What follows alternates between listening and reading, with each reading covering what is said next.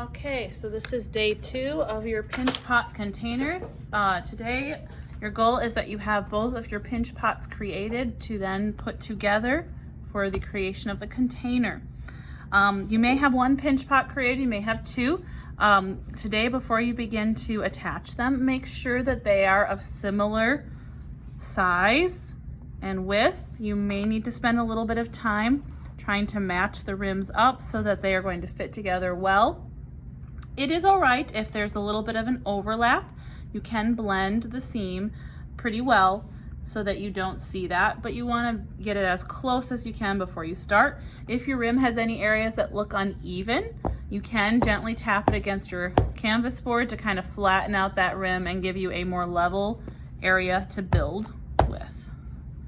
Okay, so once they look like they are ready, you can grab your tool tub. You will need a fork to score. You will need some slip as well to attach. Okay, remember when we're attaching clay pieces, we have to always score and slip them together. Be a little bit generous today with your scoring. As you can see with my fork, I'm making these pretty deep indents because this is a very big area I'm attaching. This is going to be forming the container of my pinch pot or the vessel, and I want to make sure that I have a strong attachment here to hold together throughout my carving and sculpting process for this project. Okay, so you can see those are pretty deep grooves. If you do not score deep enough, you're just not going to get enough of a tight seal on there. Okay, I'm now going to take my paintbrush that was in my tool tub. You can always stick them in the slip jar for a little bit and let them soak so that they soften up again.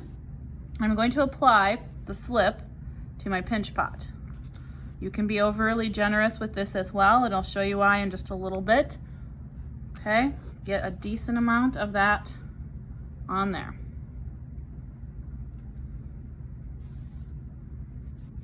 Okay, really just laying it on there thick. Okay, so now these are ready to be placed together. Okay, when you're doing this, make sure that you press nicely against that seam so that we see the slip oozing through the seam opening.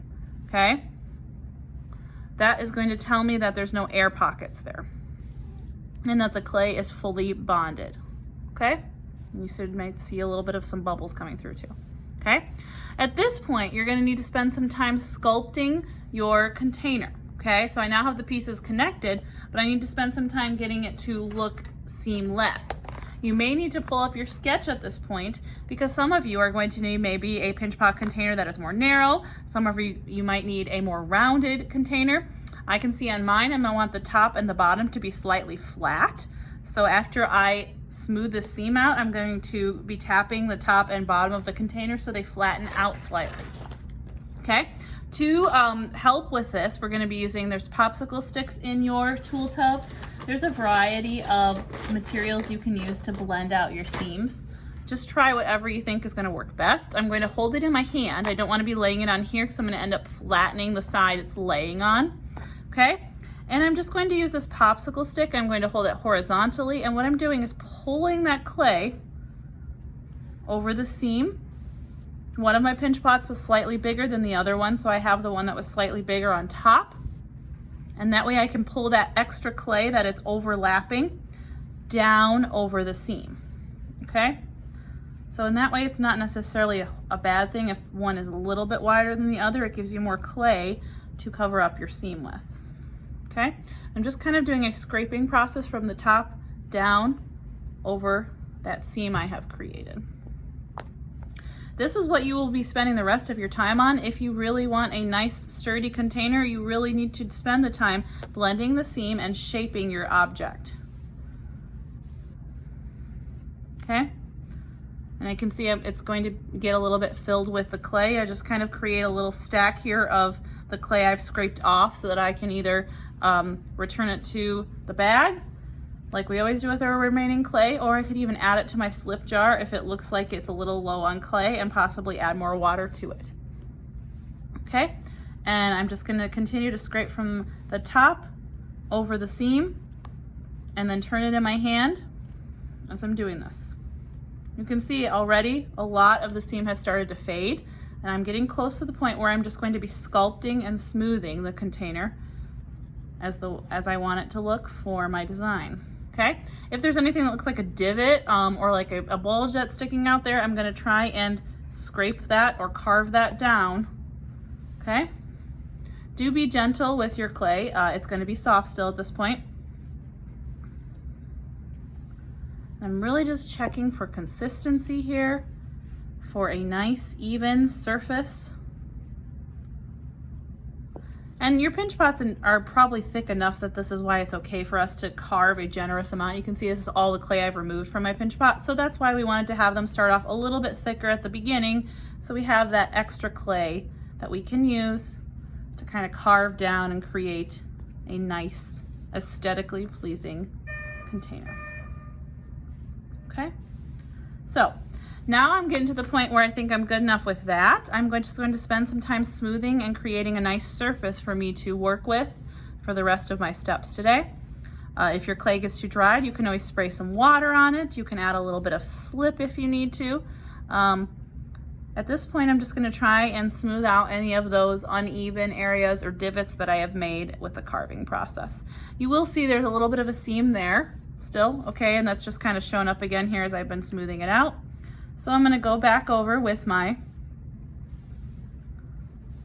little carving popsicle stick tool here and just kind of resculpt that out. Sometimes you will still see a little bit of a seam, and so that's where you're just going to have to problem solve as an artist and decide, okay, I still can see my seam, I don't want to see that. How can I get rid of that? I can either continue to carve, I can add more clay if I have a divot and blend it into the other clay, or maybe I can create a texture or a decoration that's going to go over that part of my container so that you can't see where the original seam was. So you just have to do a little bit of problem solving when you get to that point. Okay, so you can see I'm still going to be spending a lot of time today just doing this. Once you have it decently smoothed out, I'm going to do that what I was just telling you about before, which is kind of gently tap so I have a bottom of my container so it is flattened and it won't tip over. Okay. This I can also spend a little time shaping it. So I'm using the palms of my hands here. I'm just elongating my form a little bit. It's a little circular. So with very gentle pats, I'm turning it and trying to elongate the form a little bit. Okay? And just checking to see, sometimes when you shape it, your seam will sort of reappear a little bit because you're applying some pressure. So you just have to go back and kind of sculpt that out again. I'm going to tap the top a little bit. So just using pressure and gentle force here to sculpt, okay? So once you have this decently smoothed out, please check in with me. One of the other things you can do is to use a modeling knife or even possibly a dull pencil that you will find in there. Get your name on the bottom of this. We will probably have to go back and re-carve our names once we're done working with these, but it's a good thing to do now in case we can't read the name on the bag. All right, so continue to sculpt and smooth and get it prepared for decorating next day.